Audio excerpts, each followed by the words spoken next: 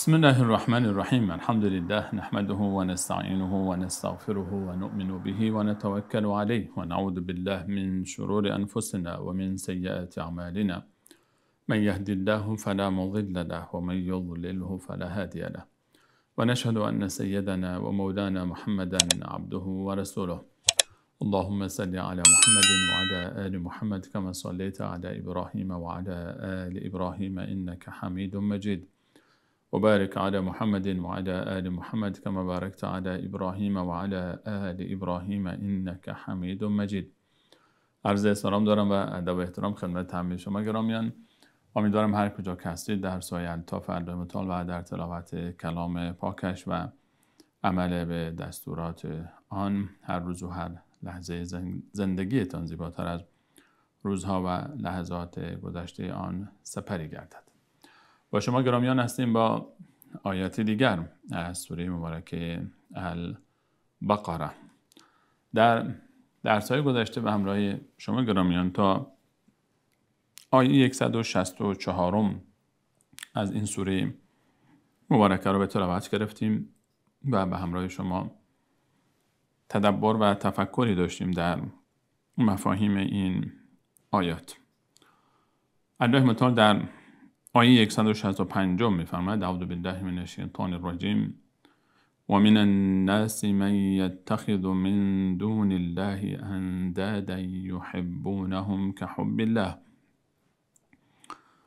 و از مردم عده‌ای هستند، عده‌ای از انسان‌ها هستند که یتخذ من دون الله اندادا، غیر الله متعال رو ند قرار میدهند، برای الله متعال همتای او میگیرند. در ادامه موضوع کسانی که الله متعال فرمود اگر با این اعتقاد از دنیا بروند دوزخی هستند، در آیه 160 به بعد ان الذين كفروا وماتوا وهم كفار، کسانی که بمیرند و کافر از دنیا بروند در دوزخ خواهند ماند، جاودانه خواهند ماند. لعنت الله، ملائکه و انس و جن بر آنها خواهد بود و در دوزخ جاودانه میمانند. تخفیفی برای عذاب آنها نخواهد بود. لا یخفف عنهم العذاب ولا هم ینظرون، و هیچ مهلتی به آنها داده نمی شود برای معذرت خواهی، هیچ فرصتی برای جبران ندارند. در آیات 161 و 162 این مفهوم رو داشتیم. شبیه این تعبیر رو باز ما در پایان جزء سوم در آیه 91 سوره مبارکه آل عمران هم داریم که الله متعال می‌فرماید ان الذين كفروا وماتوا وهم كفار، دقیقاً شبیه ابتدای آیه 161. کسانی که بمیرند و با کفر از دنیا بروند، ان الذين كفروا وماتوا وهم كفار فلن يقبل من احدهم ملء الارض ذهبا ولو افتدى به. اگر کسی کافر از دنیا برود به اندازه پری کره زمین هم طلا داشته باشد که بدهد تا خود را از عذاب برهاند، نمیتواند که خود را از عذاب الله متعال نجات بدهد، ولو اینکه این همه طلا داشته باشد. به فرض کسی به اندازه پری کره زمین طلا ندارد، اگر داشته باشد هم کسی از اون نمیپذیرد و جاودانه در دوزخ میماند و نجاتی برای او نخواهد بود. در آیه 163 این دلیل این عذاب ذکر شد که اونها مشرک هستند. و الهکم اله واحد، در حالی که پروردگار شما تنها معبود به حق شایسته عبادت است، آنها با او شریک قرار دادند و شرک آوردند. و شرک اون عملی است که تمام عبادت‌های انسان رو باطل می‌کنه و اگر با توبه انسان از دنیا نرود، با توبه از شرک، در آخرت هرگز این گناه بخشیده نمی شود. ان الله لا یغفر ان یشرک به، در آیه 48 و آیه 116 سوره مبارکه نساء. در هر دو آیه این تعبیر تکرار می شود. ان الله لا یغفر ان یشرک به و یغفر ما دون ذلک لمن یشاء. در روز قیامت الله متعال گناه شرک و کفر رو نمی بخشه. غیر از این گناه، اگر مسلمانی گناهان کبیره کرده و توبه نکرده از دنیا رفته، اگر الله متعال بخواهد میبخشد. و من یشرک بالله فقد ضل ضلالا بعیدا، بسیار دور رفته و گناه کار شده و از راه به در رفته و به گمراهی رسیده است. و در آیه 48 میفهمد سوره النساء: "و من یشرک بالله فقد افتری اثما عظیما" و گناه بسیار بزرگی رو کسب کرده است. و این تعابیر نشان از این دارد که شرک بسیار گناه خطرناک است. و حتی خطاب رسول الله صلی الله علیه و سلم در آیه 65 سوره مبارکه زمر، الله متعال میفهمد: "و لقد اوحی الیک" و به تحقیق که به تو ای پیامبر من وحی شده است. "و لقد اوحی الیک و الی الذین من قبلک" و همچنین به پیامبرانی که قبل از تو آمدند این وحی شده بود که لئن اشرکت لیحبطن عملک.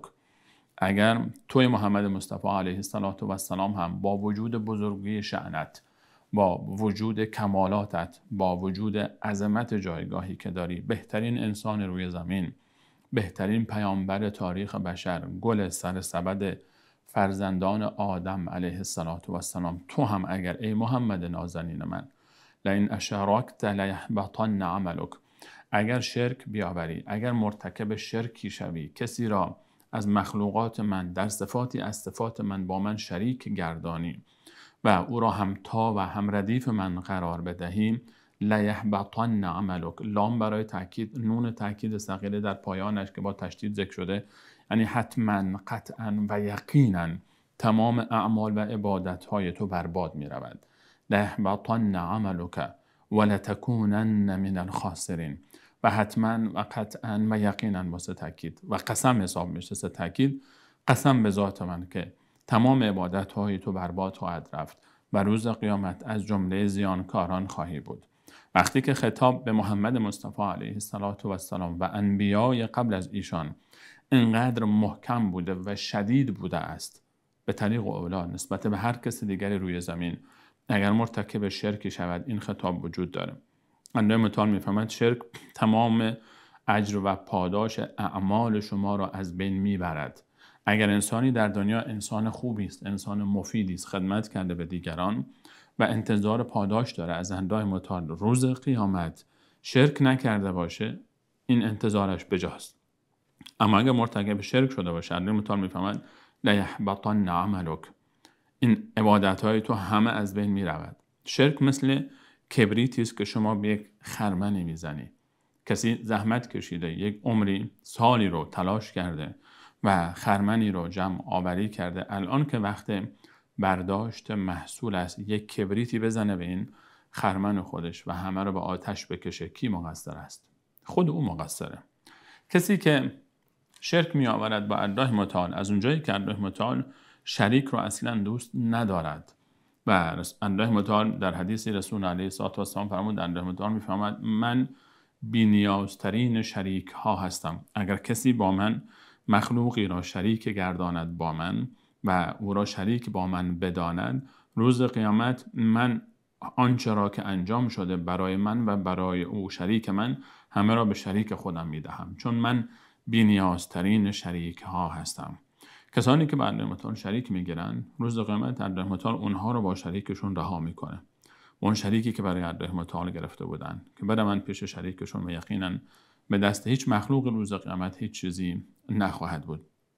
الله متعال در آیه 164 دلایل تفصیلی رو برای ما ذکر کرد که چرا الله واحد است و شریکی ندارد.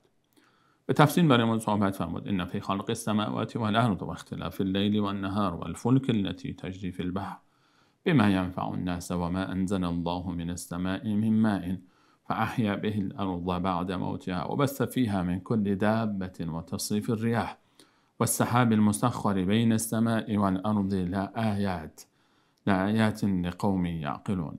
این آیاتی رو که اینجا اشاره فرمود از آفرینش آسمان ها و زمین و تفاوت شب و روز و کشتی های عظیمی که در دریا برای مصالح انسان ها حرکت می کنند و آنچه را که الله متعال از آب از آسمان فرو می فرستد و زمین مرده را زنده می گرداند و بر روی او جنبندگانی به حرکت افتادن و استفاده می کنند و همچنین آمد و شده بادها و ابرهایی که در بیان آسمان مسخرند. الله متعال فرمود در هر کدام از اینها نشانه هایی است برای کسانی که عقل خود را به کار می اندازند. معنای دیگر این آیه می شود هر کسی این که این نشانه های عظیم الله متعال و این خلقت عظیم رو با این نظم و شگفتی می‌بیند و در او اندیشه می‌کنه، اما به خالق این مخلوقات پی نمیبرد، به خالق این آسمان ها و زمین پی نمیبره، از عقل برخوردار نیست. این فی ذلک لآیات، در این آیات هست. همیشه الله متعال در تعبیرهای مختلف ما رو دعوت به تفکر میکنه در آفرینش آسمان ها و زمین و برای کسانی که اینها لآیات لقوم یعقلون، برای کسانی که عقل دارن. یعنی کسی که از تفکر در مخلوقات الله متعال به خالق آنها نمیرسد انسان بی عقلی است. این عقل نیست، این اندیشه نیست، این فکر نیست، این خرد نیست که انسان اینها رو ببینه و به خالق آنها پی نبرد. الله متعال در ادامه بعد از اینکه نشانه‌های خود رو، برخی از نشانه‌های عظیم رو که دلالت بر وحدانیت او در خلقت آسمان‌ها و زمین دارد و هیچ کسی در آسمان‌ها و زمین، آفرینش آسمان‌ها و زمین نقش نداشته است و الله متعال هست که همه را به وجود آورده. چطور یک مخلوق میتونه در وجود خودش نقش داشته باشه؟ من و تویی که تا 50-60 سال پیش، 100 سال پیش هیچ وجود خارجی نداشتیم، چطور میتونیم که در وجود خودمان، در به وجود آمدن خودمان نقش داشته باشیم؟ هر انسانی، هر موجودی که محکوم به زوال است و فناست، یک روزی به وجود آمده و یک روزی از بین می رود، چطور میتونه که در آفرینش آسمان ها و زمین نقش داشته باشد؟ الله متعال میفرماید با وجود این نشانه های واضح که هر انسان عاقلی وقتی که اندیشه بکنه و تفکر بکنه در امر آسمان ها و زمین به این حقیقت پی میبرد که یک خالق واحد احدی وجود دارد که همتایی به مانند اون نیست و امکان نداره که شریکی داشته باشد و امکان نداره که در آفرینش آسمان ها و زمین از مخلوقات او کسی همتای او بوده باشد و امکان هم ندارد که خدای دیگری بوده باشد با او، چون لو کان فیهما آلهة الا الله لفسدتا. الله متعال میفرماید اگر در آسمان ها و زمین خدای غیر از الله متعال می بود، خدای دیگری هم می بود، دو خدا می بودن، جنگ می شد بین اونها، بین دو پادشاه، دو حاکم در یک اقلیم نمی گنجن و اون موقع جنگ می شد.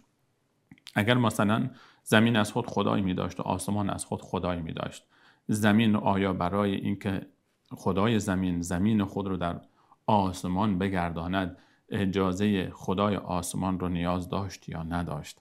و خود به خود همین انسان تفکر که بکنه، خود به خود این دو با هم درگیر می شدن و جنگ را می افتاد. الله متعال می فرماید اگر در آسمان ها و زمین غیر از الله خدای دیگری هم می بود، دیگر این نظم رو شما نمی دیدید، اصلا کلا به هم می پاشید همه چی. هیچ ذاتی وجود ندارد جز الله متعال. با این وجود الله متعال می فرماید و من الناس در 165 با وجود این همه دلایل وحدانیت الله متعال و من الناس و از مردم عده‌ای هستند که من یتخذ من دون الله اندادا، برمیگیرن انتخاب میکنن از پیش خودشون یک چیزهایی رو، خرافاتی رو، بدعاتی رو، یک اشیایی رو خود بافته، خود ساخته که هیچ پشتوانه علمی وجود ندارد، هیچ دلیلی برای اثبات آن وجود ندارد، نه در کتاب‌های آسمانی، نه در قرآن کریم، نه کتاب‌های آسمانی گذشته، نه در اقوال انبیا و حتی عقل سالم هم این رو نمیپذیرد. آمده ان قرار دادن از غیر الله متعال اندادا، در برابر الله متعال اینها آمدن برای الله متعال همتایانی قرار دادن، من دون الله، و غیر از الله متعال. کلمه من دون الله یعنی غیر الله متعال، کلمه دون یعنی غیر الله متعال، من دون الله یعنی به غیر از الله متعال. متاسفانه برخی وقتی که این تعبیر رو ترجمه می کنند، میان این تعبیر رو بت ترجمه می کنند، خصوصا کسانی که خودشون اهل خرافات و بدعات و شرک ها هستن. من دون الله، ترجمه من دون الله بت نیست، بدون الله. ما کلمه دون رو در فارسی هم استفاده می کنیم، کلمه دون در فارسی هم استفاده میشه، به دو معنی ما استفاده میکنیم. یکی به غیر از، که در عربی هم همین تعبیر استفاده میشه، به غیر از، من دون الله یعنی به غیر از الله متعال. همه آمدن بدون فلانی، مثلا همه آمدن بدون احمد. یعنی چی؟ یعنی اینجا احمد نه، به غیر از احمد. بدون یعنی به غیر از. و ما در فارسی کلمه دون رو برای معنی پایین هم استفاده می کنیم. انسان دونی است، یعنی فرو رتبه است، پایین رتبه است، رتبه او پایین تر است. هر دو معنی رو اگه بخوایم اینجا مد نظر قرار بدیم، چه به معنی غیر بگیریم چه به معنی رتبه پایین تر بگیریم، باز همون میشه. باز میشه الله متعال. من دون الله، به غیر از الله متعال. به غیر از الله متعال این تمام مخلوقات الله متعال. و اگر بگیریم پایین رتبه تر از الله متعال، باز میشه تمام مخلوقات الله متعال. هر دو معنی یک مفهوم رو برای ما میرساند. به غیر از الله متعال یعنی تمام مخلوقات الله متعال. من یتخذ من دون الله اندادا، یک عده‌ای از مخلوقات الله متعال، از مخلوقات الله متعال همتایانی برای الله متعال قرار دادن. انداد جمع ند است. ند یعنی همتا، یعنی هم وزن، کسی که همتاست، هم ردیف است و همتای اوست و شبیه اوست، در یک صفتی، در یک مقامی مثل اوست. و ند یعنی همتا. یک عده‌ای از انسان‌ها آمدن از غیر الله متعال، من دون الله، غیر از الله متعال، ملائکه رو در بر میگیره. من دون الله، ملائکه من دون الله هستن و همچنین چون غیر الله متعال هستن. انبیا رو در بر میگیره، تمام پیامبران الهی من دون الله هستن. اولیا و صالحین رو در بر میگیره، من دون الله هستن. تمام انسان‌ها رو در بر میگیره، من دون الله هستن. خورشید و ماه رو در بر میگیره، ستارگان رو در بر میگیره، سنگ‌ها رو در بر میگیره، حشرات و موجودات رو در بر میگیره. هر مخلوقی از مخلوقات الله متعال در مفهوم من دون الله داخل است. و من به خاطر این تاکید میکنم چون ما آیات دیگری هم در قرآن کریم داریم که وقتی که تعبیر عبادت من دون الله یا فراخواندن و دعا خواستن و حاجت طلبیدن از من دون الله وقتی مطرح می شود، الله متعال با این تعبیر عام استفاده میکنه، من دون الله. و من اضل ممن یدعو من دون الله. در آیه 5 سوره مبارکه احقاف میفرماید چه کسی است گمراهتر از آن کسی که میخواند، حاجت میخواهد از غیر الله متعال، من دون الله. در آیه 18 سوره مبارکه یونس میفرماید و یعبدون من دون الله، عبادت میکنن غیر الله را. اینها ترجمهش بت نمیشه. بت یکی از مصادیق من دون الله هست. من دون الله میتونه یکی از ملائکه الله متعال باشه، میتونه یکی از انبیای الهی باشه، میتونه یکی از اولیای الهی باشه، میتونه که یک انسانی باشه، میتونه که یک حیوانی باشه، میتونه سنگی باشه، میتونه خورشید و ماه باشه. انسانهایی رو الله متعال میفرماید انسانهایی هستند که از مخلوقاتی که من الله بعظمت خلق کردم، خودم اونها رو خلق کردم، آمدن اونها رو همتای من قرار دادن، هم ردیف من میخوانند، اونها رو در درجه و مقام با مانند من قرار دادن.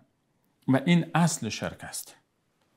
اصل موضوع شرک همین است. یک عده‌ای فکر میکنن که مشرکین در طول تاریخ بت پرست بودن به این معنا که سنگی رو با دست خود میتراشیدند و گمان میکردند که این سنگ خدای من است و او رو میپرستیدند. بله، یک عده‌ای تحریف ها یعنی انحراف در عقیده به جای رسید که عده معدودی این کار رو هم در پایان میکردند. اما ابتدای حرکت شرک وقتی که آغاز شد از زمان نوح علیه السلام که اولین پیامبری است، اولین رسولی است که برای مبارزه با شرک حرکت خود را آغاز کرده و این مسیر ادامه پیدا کرد. و در سوره مبارکه نوح ما می‌بینیم که صحبت از چند بت در زمان نوح علیه السلام می شود. ولا تذرن ودا ولا سواعا ولا یغوث و یعوق و نسرا. اینها، این 5 نفر، این 5 اسمی که اونجا ذکر می شود، اینها 5 نفر از اولیای الله متعال و از صالحینی بودند که قبل از نوح علیه السلام اینها زندگی می کردند و می زیستند و به یک بار همه این 5 نفر از دنیا رفتند. فراق این 5 ولی الله متعال، انسان صالح، عالم، عابد، زاهد، بر مردم قوم بسیار گران آمد. نتونستن که تحمل بکنن فراق اونها رو. بسیار دچار یک حالتی از یأس و ناامیدی شدن. شاگردان آنچنانی هم وجود نداشت که مسیر اونها رو ادامه بدند. غیاب این افراد برای قوم نوح علیه السلام قبل از آمدن نوح علیه السلام بسیار سنگین تمام شد. در همین اثنا، در همین فضای غم و اندوه و فشاری که بر اونها بود، شیطان به شکل انسانی آمد و گفت که چرا ناراحتید؟ گفتند که ما از فراق این بزرگان ناراحتیم. گفت من تصویر آنها را به خاطر دارم، مجسمه هایی به یاد آنها می سازیم و اینها را در عبادتگاه های خود بگذارید. هر وقت که اینها رو می بینید به یاد اونها می افتید، اون دلتنگی شما کم میشه. نسل اول این کار رو کردن. نسل دوم شیطان آمد برای نسل بعد. شیطان برای گمراه کردن مردم خیلی حوصله داره، خیلی صبر میکنه. برای نسل دوم آمد و گفت که این مجسمه اولیای الله که هر کدوم در یک طایفه ای بود، آمد و گفت که اینها پدران شما پیش اینها که می آمدن، اینها رو نوازش می کردن، اینها رو لمس می کردن. اینها فقط یک مجسمه خالی نیستن، اینها نمادی هستند که وقتی شما پیش روی اونها قرار می گیرید، روح آن اولیای الله متعال که این مجسمه اوست، روح ود، روح سوا، یغوث، یعوق، نصر، اینها کسانی هستند که روح این بزرگان وقتی شما پیش این مجسمه قرار میگیرید، روح آنها می آید در داخل این مجسمه، حلول می کند، داخل می شود و صدای شما رو می شنود و اون موقع شما می تونید که از آنها بخواهید بروند پیش الله متعال شفاعت شما رو بکنن. این اساس شرک است. از اینجا بود که شرک اینگونه آغاز شد. ما در زمان رسول الله صلی الله علیه و سلم، محمد مصطفی علیه السلام، از بت‌هایی که دور بر کعبه بودن و یا در داخل کعبه بودن، ما در داخل کعبه مجسمه‌ای به نام ابراهیم علیه السلام داشتیم، مجسمه‌ای به نام اسماعیل علیه السلام داشتیم، بتی که به نام اسماعیل علیه السلام تراشیده شده بود، بتی به نام ابراهیم علیه السلام تراشیده شده بود. مشرکین مکه بت پرست نبودند به معنای اینکه سنگ پرست باشند، شخصیت پرست بودند. آنها شخصیت ها رو می پرستیدند.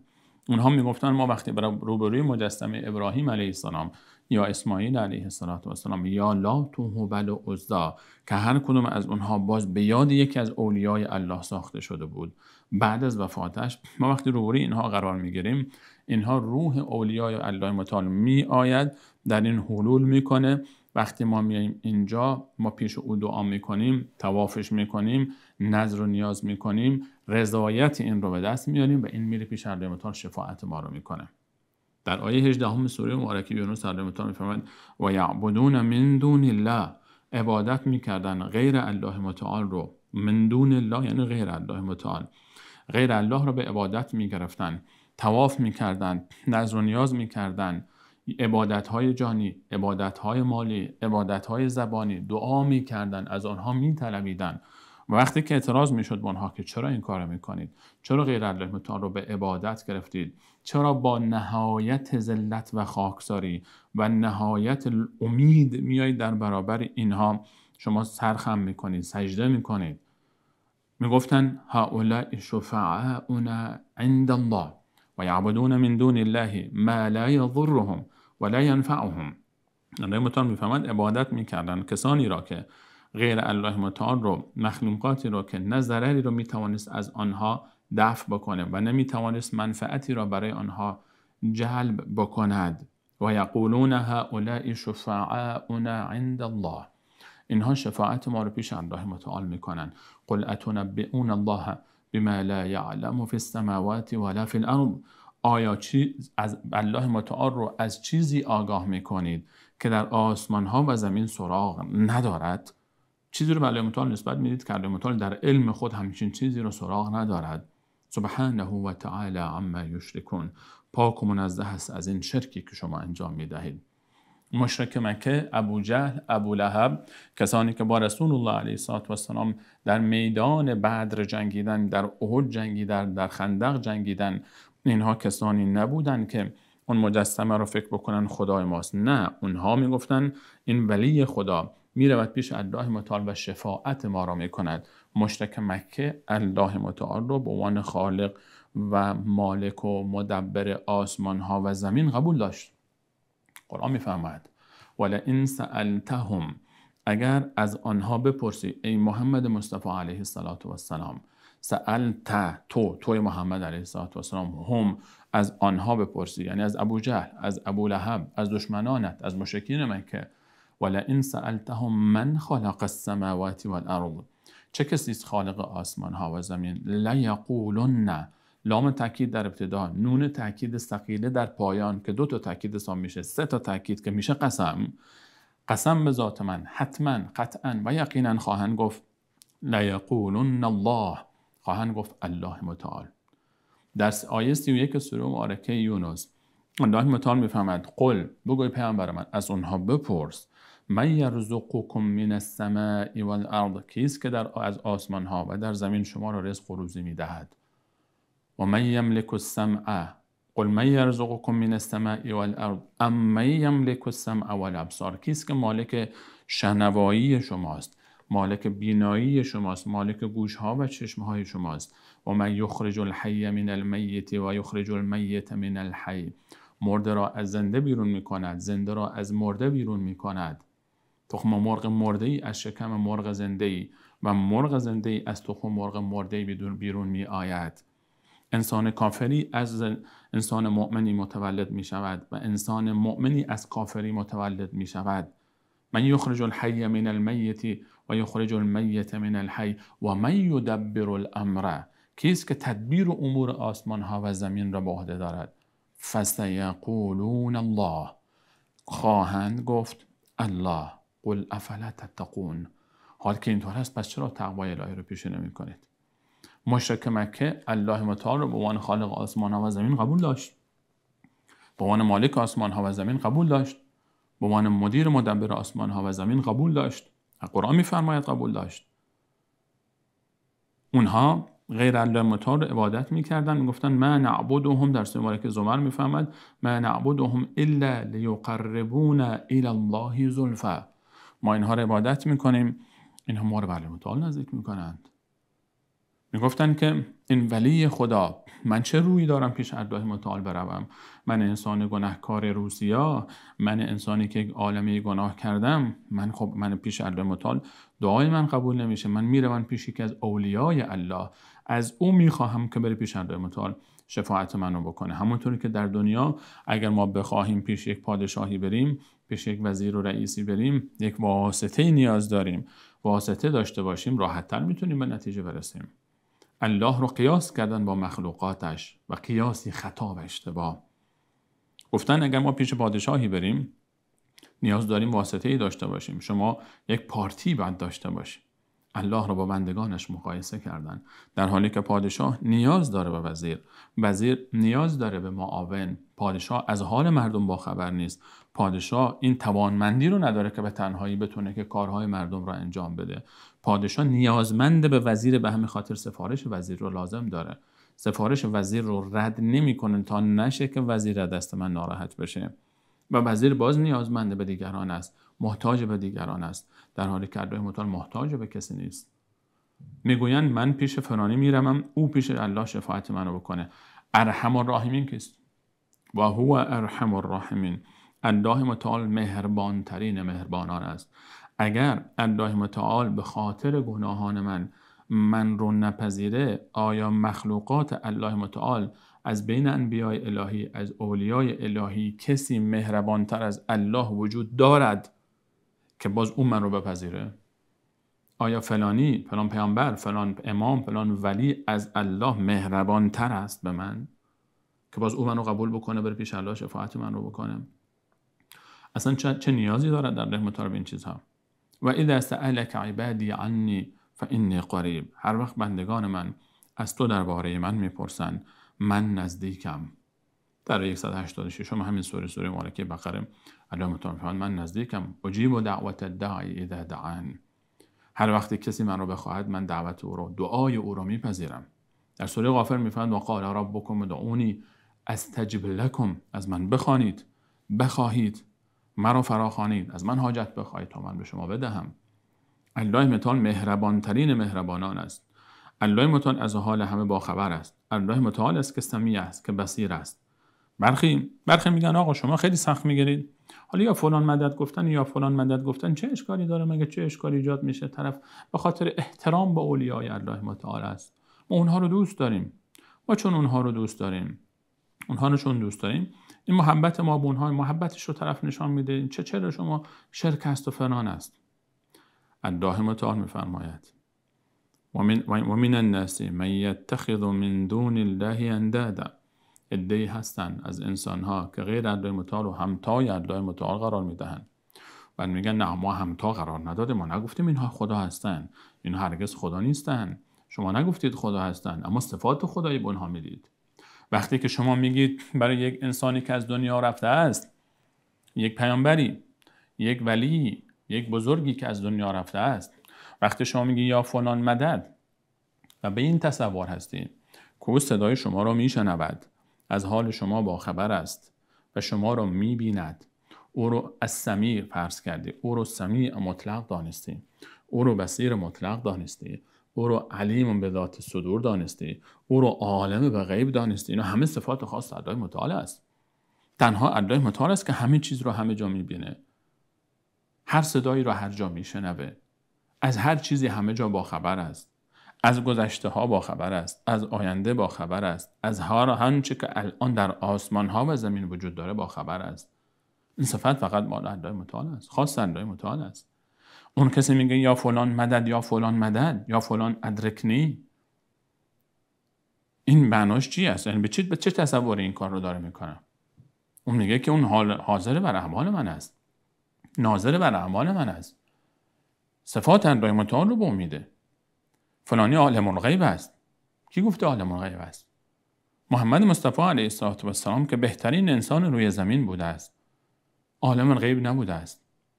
ده ها دلیل برای شما من از سیرت رسول علیه السلام ذکر میکنم که رسول الله غیب نمیدانسته است. با آیات قرآن در صراحتاً میفهمد، بگو من لا اعلم الغیب، من غیب نمیدانم. علم مطلق غیب پیش من نیست. تو نیست که من هر چیزی رو که در آسمان ها و زمین اتفاق میفته یا قبلا اتفاق افتاده یا بعدا اتفاق خواهد افتاد یا آنچه اتفاق نیفتاده اگر اتفاق بیفته چگونه اتفاق خواهد افتاد، من همه را میدانم. نه هرگز رسول الله علیه السلام که بهترین انسان بوده همچین چیزی را نمیدانسته است. حتی رسول الله علیه السلام الان از حال من و شما با خبر نیست. محمد مصطفی علیه السلام حاضر و ناظر بر اعمال من و شما نیست. همچین اتفاقی نیست، همچین چیزی نیست. الله متعال میفهمد که انسان وقتی که از دنیا میرود فإن کان من المقربین، فاما ان کان من المقربین، اگر از جمله مقربین باشد در پایان سوره مبارکه واقع، فروح و ریحان و جنت و نعیم، آسایش است، آرامش است، جنت پر از نعمت است، شادمانی است، خوشحالی است. اگر رسول الله علیه السلام محمد مصطفی علیه السلام از حال زار امتش با خبر باشه، از مظلومیت امتش، از جنگ هایی که بر امت او میره، از کشته هایی که امت او دارن، از کودکانی که زیر بمب ها کشته میشن، از زنانی که زیر بمب ها کشته شدن، از جنایاتی که بر این امت رفته است از زمان وفاتش تا به امروز و ادامه دارد.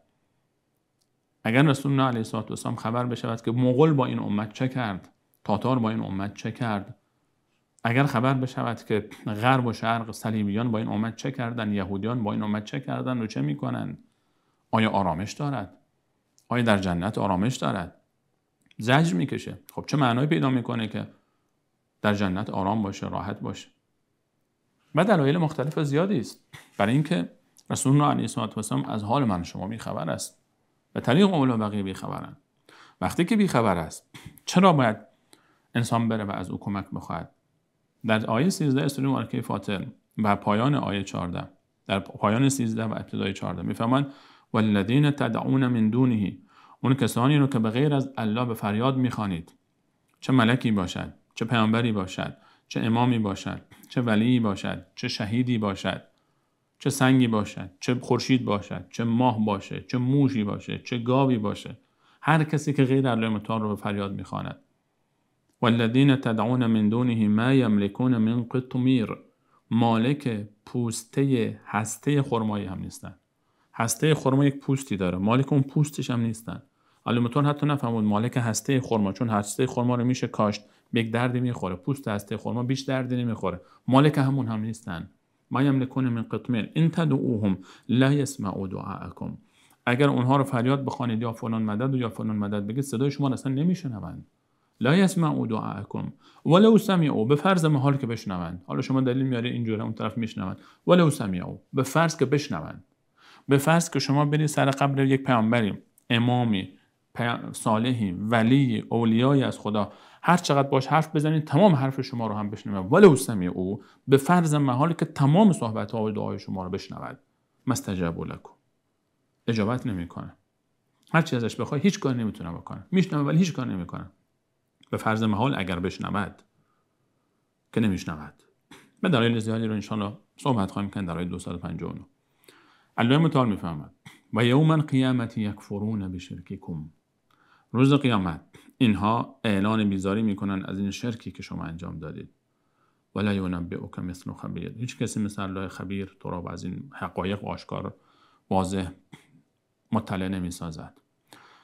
و من الناس، عده از مردم، من یتخذ من دون الله اندادا، غیر الله متعال همتای الله قرار دادن. مخلوقی رو که الله متعال خلق کرده او رو به خدایی گرفتن.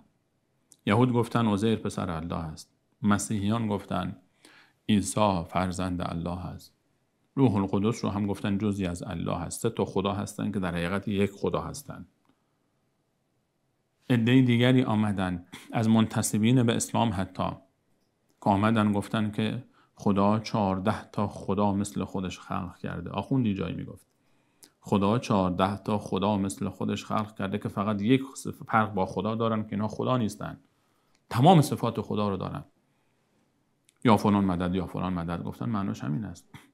هر جا که مشکلی گیر آمد به گرداب بلا افتاد کشتی، مدد کن یا معین الدین چشتی. در حالی که الله متعال درباره مشرکین مکه میفهمد فاذا رکبوا فی الفلک دعوا الله مخلصین له الدین. ابو جهل و ابو لهب هم اگر در کشتی سوار میشد به کشتی به گرداب بلا میافتاد و در مشکلات گیر میکردن، دعوا الله مخلصین له الدین، فقط الله رو خالصانه صدا میکردن. الله رو خالصانه صدا میکردن. مشرکین مکه در سختی ها، در مشکلات میگفتن زور لات و هبل و عزا نمیرسه اینجا دیگه، فقط الله متعال هست که اینجا کمک میکنه. همون مشرکین مکه هم. با وجود اینکه مشرکین مکه اعتقاد به آخرت اصلا نداشتن، گفتن اذا متنا و كنا ترابا و عظاما انا لمبعوثون، اگر ما بمیریم و خاک بشیم ما دوباره زنده میشویم. با وجود اینکه مشرک مکه اعتقادی به آخرت نداشت، اما اعتقاد به وجود الله در دنیا داشت. چرا؟ این اعتقاد بشه دردش میخورد، چون میگفت در این دنیا بالاخره ما داریم زندگی میکنیم. مالک آسمان ها و زمین الله هست، پادشاه الله هست، امور دنیای ما رو سر و سامان میده، مشکلات دنیای ما حل میشه، ضرری از ما دور میشه، نفعی برای ما میرسه. با این وجود برای الله متعال شریکانی قائل بودن، گفتن که اینها پیش الله متعال شفاعت ما رو میکنن. الله متعال میفهمد و من الناس من یتخذ من دون الله اندادا، ند قرار دادن، همتا قرار دادن و فکر میکنن که اینها در آسمان ها و زمین، آفرینش آسمان ها و زمین نقشی دارن. کلا و حاشا، الله متعال اختیار آسمان ها و زمین رو به هیچ کسی نداده، اختیار دوزخ و جنت رو به هیچ کسی نداده، به هیچ کسی نداده. دلیل بیارید، از قرآن دلیل بیارید. یحبونهم کحب الله، الله متعال میفهمد اینها کسانی که غیر الله متعال رو به فریاد میخوانند، یا فلان مدد و یا فلان مدد میگویند، صفات خدایی با آنها دادند، این غیر الله رو چنان دوست دارن که گویی الله متعال رو دوست دارن. یحبونهم کحب الله، به مانند الله اونها رو دوست دارن، یعنی به حد اینها رو دوست دارن که به درجه صفت خدایی رساندن، به مانند الله متعال اونها رو دوست دارن. والذین آمنوا، اما مؤمنان چگونه هستند؟ یعنی قبل از این مؤمن نیستن، یعنی کسانی که یا فلان مدد و یا فلان مدد میگویند مؤمن نیستن. کسانی که از غیر الله متعال کمک میخواهند، حاجت میخواهند، مؤمن نیستند. والذین آمنوا اشد حبا لله، کسانی که ایمان آوردند اشد حبا لله، اینها محبتشان به الله متعال خیلی بیشتر از محبت مشرکان به معبودان باطل آنهاست. محبتی که مؤمنان به الله متعال دارند به مراتب بالاتر از محبت مشرکان به معبود آنهاست، معبودان باطلشان. مؤمنان الله رو خیلی بیشتر دوست دارن از محبتی که مشرکان به معبودهای خود دارند. این یک برداشت است. برداشت دیگر، والذین آمنوا اشد حبا لله، کسانی که مؤمنان و مسلمانند، مؤمنان بیشترین محبتشان را در زندگی به الله متعال دارند. هیچ ذاتی در زندگی یک انسان مؤمن به اندازه الله متعال برای او محبوب نیست. هیچ کسی رو در زندگی نباید انسان مؤمن از الله بیشتر دوست داشته باشد. رسول الله علیه الصلاه و السلام فرمود کسی طعم ایمان را میچشد که این سه صفت را داشته باشد: الله و رسولش برای او، الله و رسولش برای او از هر ذات دیگری محبوب تر باشد. اول الله، بعد محمد مصطفی علیه الصلاه و السلام. و دوم هر کسی را که دوست دارد فقط به خاطر الله متعال دوست داشته باشد. و سوم خارج شدن از اسلام را چنان بد داشته باشد، چنان متنفر باشد از خروج از اسلام، داخل شدن به کفر برای او چنان بد باشد و متنفر باشد از این کار که متنفر است از داخل شدن به آتش. کسی که این صفات رو داشته باشه که الله و رسول رو از هر کسی بیشتر دوست داشته باشه و هر کسی رو دوست داره به خاطر الله دوست داشته باشه و متنفر باشه از این که از اسلام خارج شود همانطور که متنفر است به آتش داخل شود. این انسان طعم ایمان رو میچشه، لذت ایمان رو این میچشه. و در مقابل عبدالله بن مسعود میفرماید از رسول الله علیه الصلاه و السلام پرسیدم که یا رسول الله بزرگترین گناه چیست؟ فرمود که ان تجعل لله ندا و هو خلقک، این که برای الله متعال همتایی قرار بدهی در حالی که او تنها خالق توست. برای الله متعال همتا قرار دادن. قل هو الله احد الله الصمد، الله بی نیاز است، الله احد است، واحد احد است، همتایی ندارد، بی نیاز است، در هیچ چیزی به هیچ کسی نیازمند نیست و همه در هر چیزی به او نیازمندند. لم یلد و لم یولد، نه پدر و مادر کسی است، نه فرزند کسی است، نه کسی را زاده است و نه کسی او را زاده است. ولم یکن له کفوا احد، و هیچ کسی همتای او و همردیف او در صفات او، در ذات او، در افعال او نیست. لیس کمثله شیء، هیچ کسی به مانند الله متعال نیست. هیچ مخلوقی نمیتونه مانند خالق باشه. چطور یک مخلوق میتونه همتای خالق خودش باشه؟ یک انسانی که محکوم به فناست چطور میتونه که این صفات خدایی داشته باشه؟ چطور میتونه؟ والذین آمنوا اشد حبا لله، محبت مؤمنان. والذین آمنوا اشد حبا لله، انسان مؤمن الله رو در زندگی بیشتر از هر کسی دوست دارد. باید اینطور باشه. مؤمن کسی است که الله رو بیشتر از هر کسی در زندگی دوست دارد. الله رو دوست دارد. این محبت سبب شده تا ما میبینیم که چه پهلوانانی، چه مجاهدانی سر خود رو در این راه فدا کردن. هیچ محبتی در عالم به اندازه این محبت مؤمنان حقیقی و مخلص نسبت به الله متعال وجود نداره. محبتی که گردنها رو به زیر شمشیرها برده، محبتی که پهلوانانی رو، مجاهدانی رو در مسیر رضایت این محبت، در مسیر رضایت الله متعال ذبح کرده. محبتی که ثروتمندانی ثروت خود رو به خاطر رضایت الله فدا کردند. محبتی که پادشاهانی حکم و پادشاهی خود را در مسیر رضایت الله متعال وسیله‌ای برای خدمت به خلق او قرار دادند. محبتی که دانشمندانی در مسیر محبت او روز به روز تواضع بیشتری و تضرع بیشتری پیدا کردند و در برابر او زانو زدند. محبتی که عابدان رو شب تا صبح بیدار نگه داشته تا ذکر و دعا و نیاز و نیایش داشته باشند. محبتی که عابدان رو روز تا شب، صائمان و روزداران رو تشنه لب و گرسنه نگه داشته. محبتی که برای رضایت الله متعال نمازگزاران رو 5 وقت به سمت مسجد میکشانه و برمیگردانه. محبتی که انسان جوان زیبارویی رو در برابر شهوت و نیروی شهوت نگه میداره تا او راضی باشد. محبتی که انسان خودش رو تسلیم میکنه به او محبتی که مؤمنان به الله متعال دارن هیچ کسی به هیچ ذاتی ندارد. محبت به الله متعال، محبتی که انبیاء الهی به الله متعال داشتند، محبتی که ابراهیم علیه السلام به خاطرش با آتش میافته، محبتی که ابراهیم علیه السلام به خاطر او فرزند خود رو سر میبره و کارد بر گلوی اسماعیل جان میگذاره و اسماعیل جان به خاطر همین محبت حاضر است تا در راه الله متعال فدا بشه. محبتی که حمزه در احد قطعه میشه، مصعب بن عمیر دسته های خود رو از دست میده و به صورت به زمین میفته. حنظله غسیل الملائکه در شب ازدواجش قبل از احد، فردای او در میدان احد حاضر میشه و شهید میشه و کشته میشه. و محبتی که یاران رسول الله صلی الله علیه و سلم در مسیر رضایت الله متعال قطعه به زمین میافتند. محبتی که پیامبران مانند یحیی و زکریا علیهم السلام سر بریده میشوند در این راه. این محبت عاشقان الله متعال و مشتاقان الله متعال است. والذین آمنوا اشد حبا لله.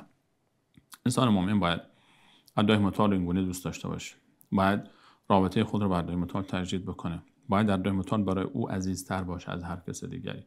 باید این محبت رو در زندگی آورد، باید این رابطه رو ایجاد کرد. این محبت با شناخت ایجاد میشه، با شناخت الله متعال. هر چقدر صفات الله متعال رو بیشتر بشناسیم، هر چقدر با افعال الله متعال، با مخلوقات او آشناتر بشیم، تفکر بکنیم در خلقت الله متعال و با صفات الله متعال آشنا بشیم و دستورات او را اجرا بکنیم، آنچه که امر کرده اطاعت بکنیم، آنچه که ما رو نهی کرده از آن دوری بکنیم، فقط به خاطر رضایت او، فقط او مد نظر ما باشه در دنیا، اون موقع این محبت ایجاد میشه.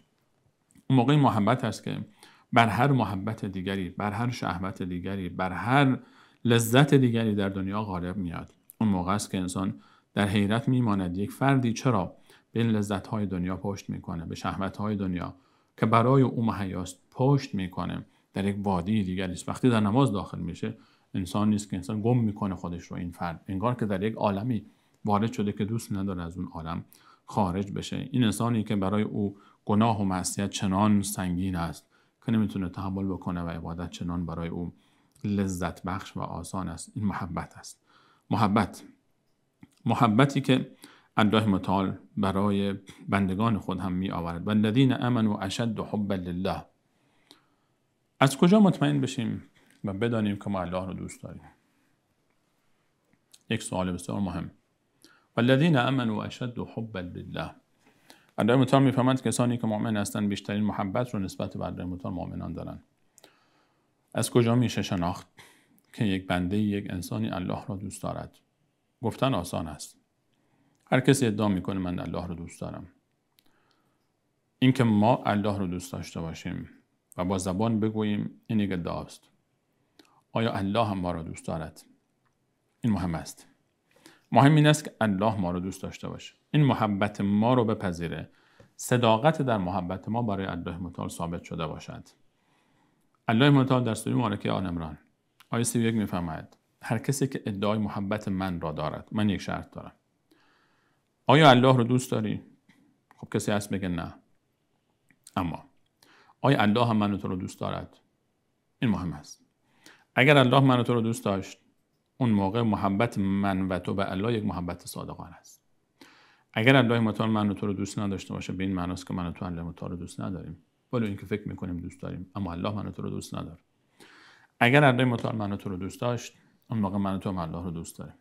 از کجا بدانیم ما رو دوست داره؟ در آیه 31 سوره آل عمران میفرماید قل ای محمد مصطفی پیامبر من بگو ان کنتم تحبون الله، اگر شما صادقانه واقعا من الله را دوست دارید، من یک شرط دارم. فاتبعونی، بگو ای پیامبر از من پیامبر، از سنت من اطاعت کنید.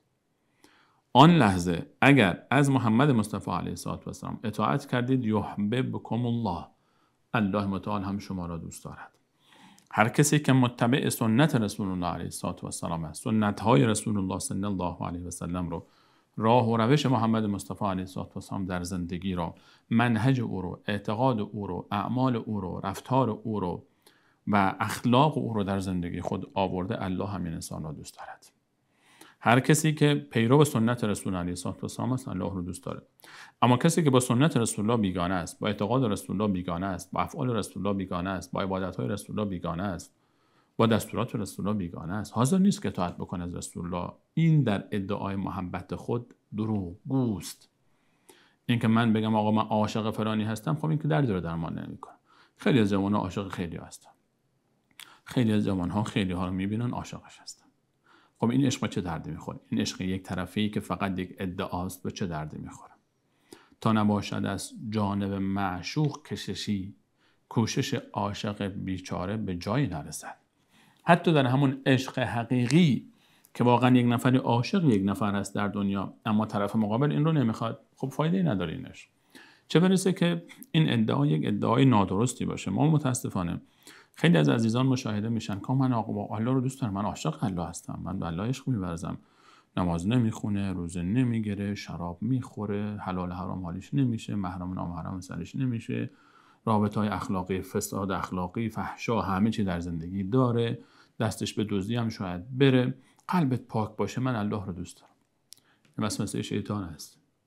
الله رو اونطوری که او گفته باید دوست داشته باشی، نه اونطوری که تو خودت دوست داری، فکر میکنی و دوستش داری. نه، اینطور نیست. الله برای اینکه او رو دوست داشته باشی راه تعیین کرده، شرایط گذاشته، شرط گذاشته. در همین دنیا انسانی عاشق انسانی میشه، اون برای شرط میذاره، منو دوست داری، این کار رو باید بکنی، نکردی دیگه برو کنار، برو الکی ادعا نکن. الله متعال برای اثبات دوستی انسانها شرط گذاشته. هر کسی از محمد مصطفی علیه السلام پیروی میکند در در تمام مراحل زندگی خودش، از اعتقادات، از عبادات، از معاشرات، از معاملات، اون موقع میتونه امیدوار باشه. هر کسی که پیرو سنت رسول الله علیه السلام است الله رو دوست دارد. و وقتی که الله متعال کسی رو دوست داشت او رو محبوب میکنه. ان الذين آمنوا وعملوا الصالحات سيجعل لهم الرحمن ودا. کسانی که ایمان دارن و عمل صالح انجام میدن الله متعال اونها رو محبوب میکنه. رسول الله علیه السلام فرمود در حدیث الله متعال میفهمند که من وقتی بنده رو دوست داشته باشم، جبرئیل صدا میکنه. الله متعال جبرئیل رو صدا میکنه.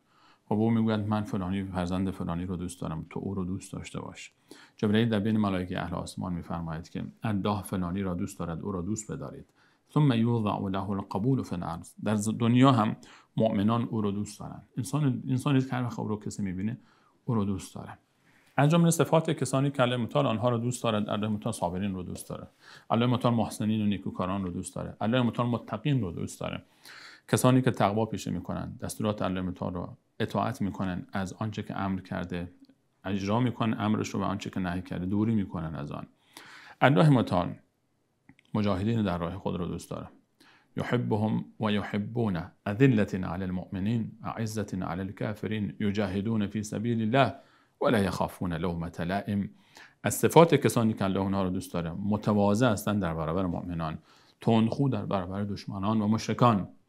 مجاهدین در راه الله متعال، کسانی که جهاد میکنن برای ارزش‌های اسلامی و برای دفاع از مقدسات، در سنگر حق علیه باطل ایستادن، اینها را الله متعال دوست دارد. الله متعال اونها رو دوست دارد. مجاهدین در راه خود را الله متعال دوست دارد. الله متعال والذین آمنوا اشد حبا لله. مؤمنان بیشتر از مشرکان الله رو دوست دارند، چون محبت مشرک به معبود او محبتی است بر اساس خرافات و استمرار ندارد و خصوصا روز قیامت برملا میشه که این در مسیر گمراهی و ضلالت بود.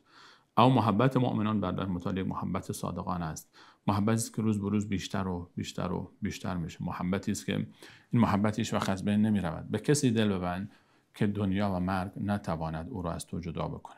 به چیزی دل ببند که دنیا او را از تو نگیرد. تنها سرمایه تو در دنیا چیزی است که مرگ نمیتونه او را از تو بگیره. سرمایه حقیقی هر انسانی در دنیا اون چیزی است که مرگ نتواند او رو از انسان جدا بکنه. خانه و خانواده رو از تو جدا میکنه، عزیزانت رو ازت جدا میکنه، هر انسانی رو که دلبستی از تو جدا میکنه، پولت رو ازت جدا میکنه، مدارک تحصیلی تو رو ازت جدا میکنه، قدرت تو رو ازت جدا میکنه. هر چیزی رو که در دنیا بهش دلبستی الله متعال با مرگ از تو میگیرد، به جز اعمالت، به جز آنچه بعد از خود گذاشتی، به جز رابطه تو با الله متعال. و توکل علی الحی الذی لا یموت. دل من به اون ذاتی که زنده است و هیچ وقت نمیمیرد، بعد از مرگم با تو است، در صحرای محشرم با تو است، در جنت هم با تو هست. و توکل علی الحی الذی لا یموت والذین آمنوا اشد حبا لله ولو یری الذین ظلموا.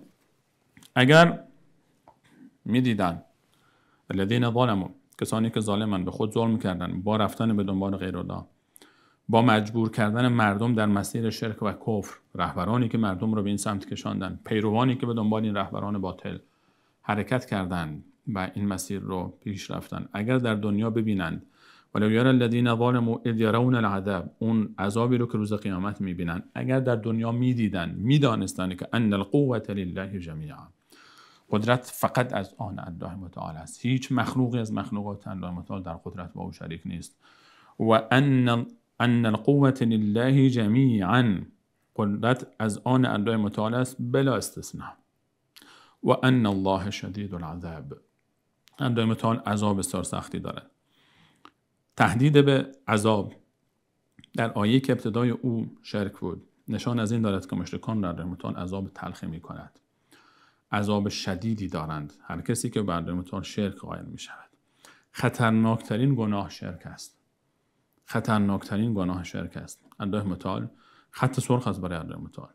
الله متعال جبار است، متکبر است، هرگز این رو نمیپذیره کسی رو با او شریک بکنه. الله متعال، الله متعال دوست نداره به هیچ عنوان. شرک بسیار گناه خطرناک است، بسیار گناه خطرناک است.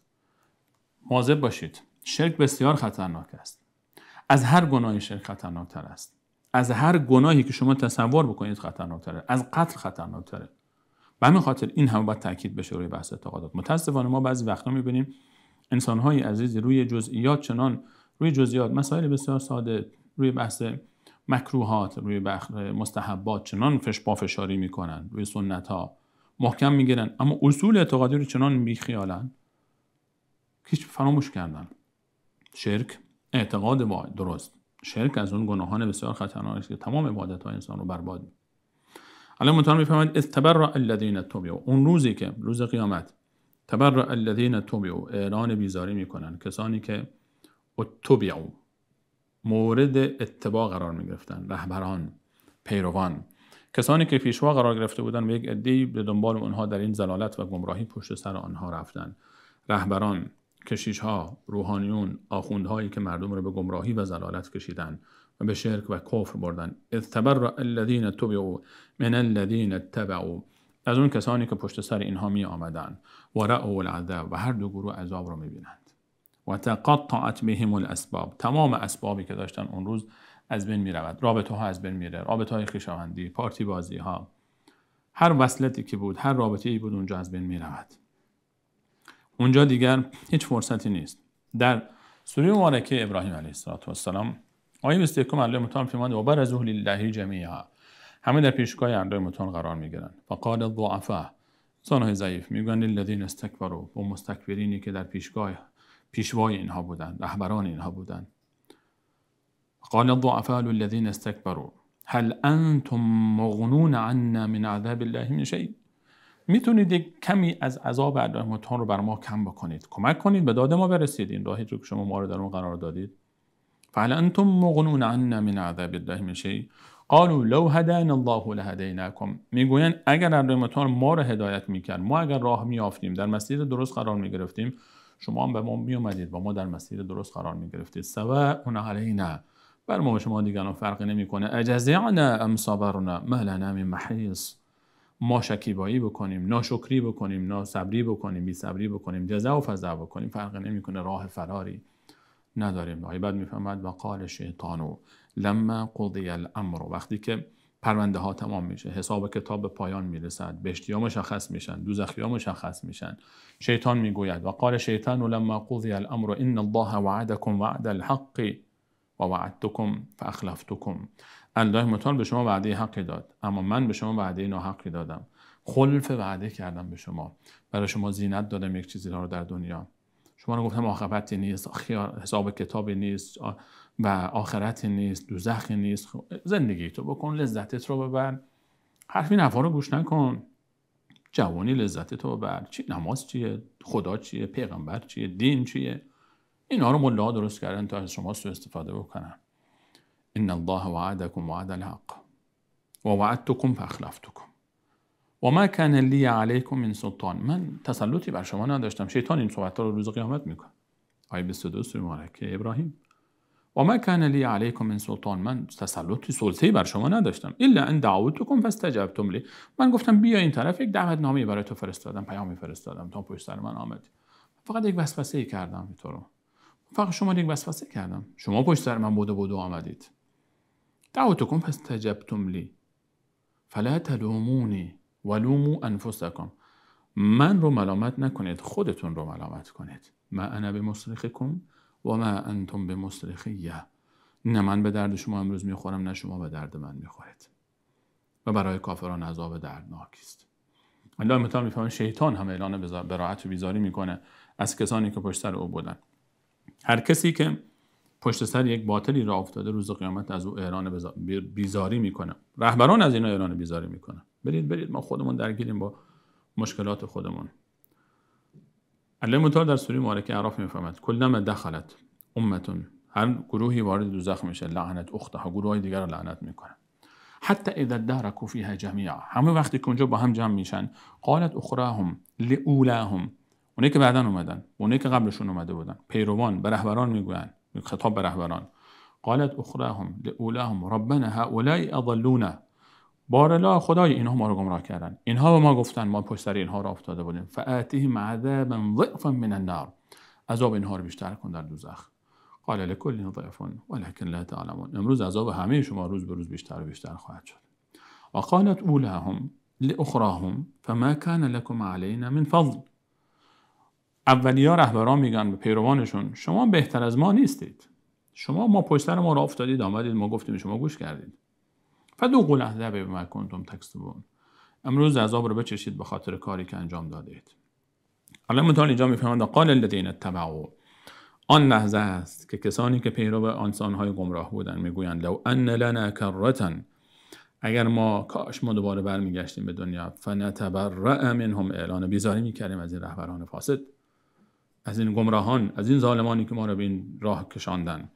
فنتبرأ منهم کما تبرؤوا منا، همونطور که اونها از ما اعلان بیزاری کردن، ما رو در مسیر نادرستی قرار دادن، راه انبیا رو به ما منحرف کردن، ما رو از راه انبیا، به ما شرک یاد دادن، به ما کفر یاد دادن، غلط یاد دادن، تحریف کرده بودن راه انبیا رو، کتاب‌های آسمانی رو، ما رو در مسیر نادرستی قرار کردن. کما تبرؤوا منا كذلك يريهم الله اعمالهم حسرات عليهم، الله متعال میفهمد اعمال اینها رو با حسرت به آنها نشان میدیم، گناهان اونها رو نشان میدن. نمیتونن. حسرت شدت ندامت است. حسرات علیهم، حسرت میخورن، ندامت میخورن. عبادت هایی رو که انجام نداده بودن و اگر انجام میدادن به جنت میرفتن، با آنها نشان داده میشود. و ما هم بخارجین من النار، اینها از دوزخ هیچ راه نجاتی نخواهند داشت.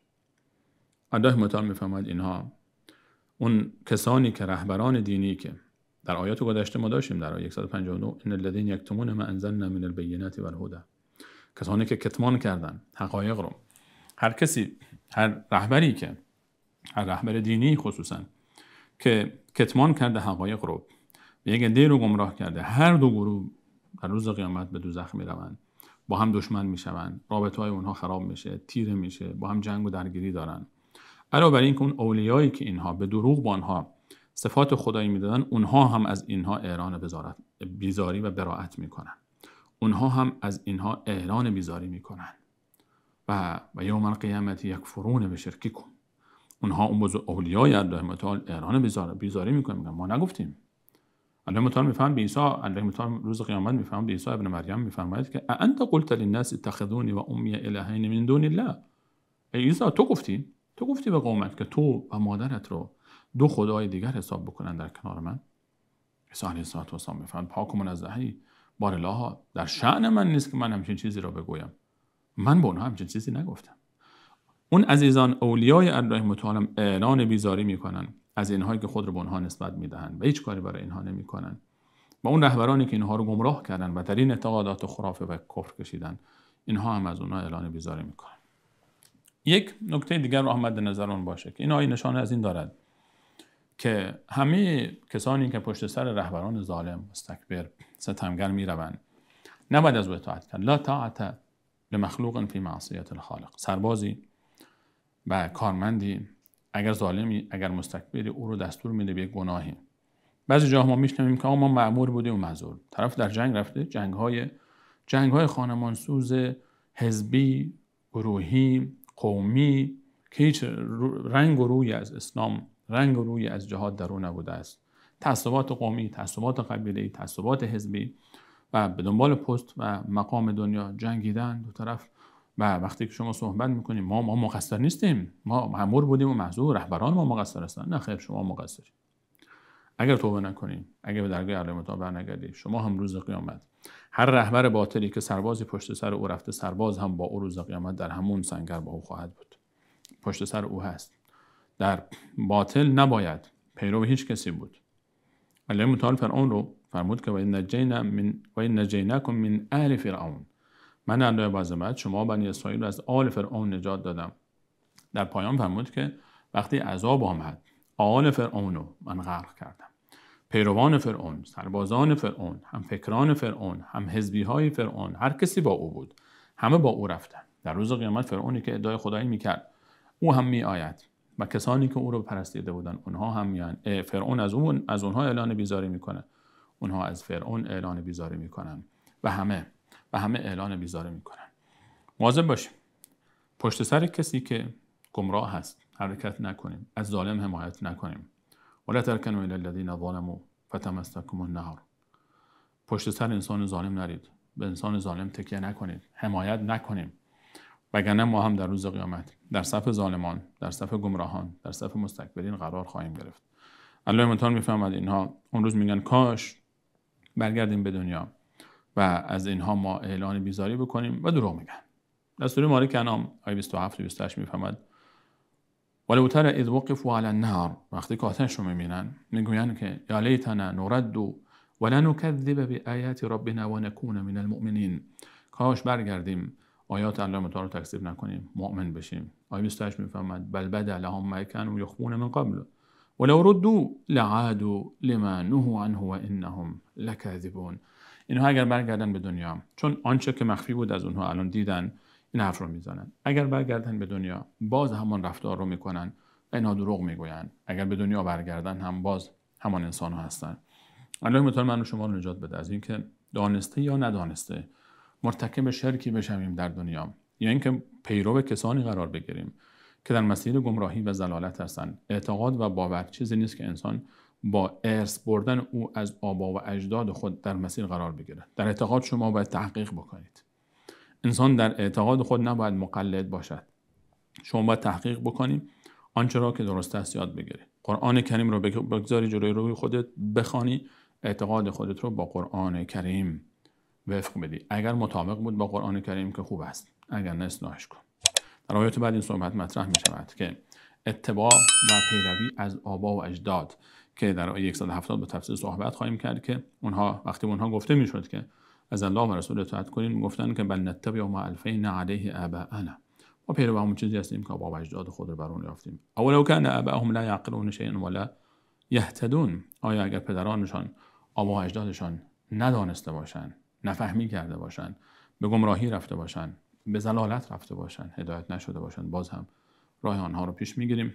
الله متعال به ما شما توفیق بده فهم صحیح آیات خود رو و توفیق عمل به دستوراتش و اخلاص در مسیر عبادت او و حسن خاتمه نصیب گرداند. تا دیدار دیگر همه شما صبرانه بنده متعال میسپارم. الله یار و نگهدار.